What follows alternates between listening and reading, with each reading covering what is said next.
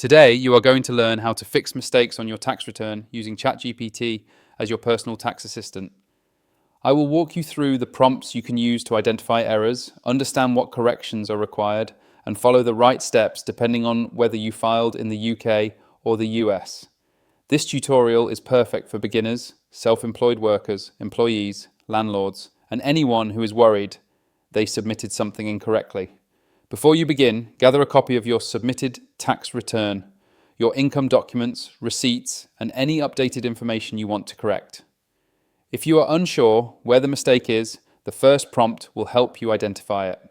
Start with this: create a checklist of common mistakes people make on tax returns in the UK and US so I can compare them with mine. This helps you quickly spot anything that looks wrong. Next, use this personalized guidance prompt. Ask me questions about my tax return and help me identify exactly where the mistake is.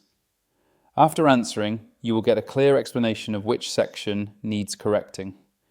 If you want step-by-step instructions to fix the mistake, use "Show me how to correct my tax return based on my situation and whether I filed in the UK or the US." If the mistake affects your income, deductions or credits, add "Explain how this correction will change my refund or tax bill with a simple example." Before submitting any corrections, double-check using "List the common problems people run into when trying to fix a tax return so I can avoid them." Finally, build a better habit with this. Create a simple routine for reviewing my tax information during the year so mistakes are less likely next time.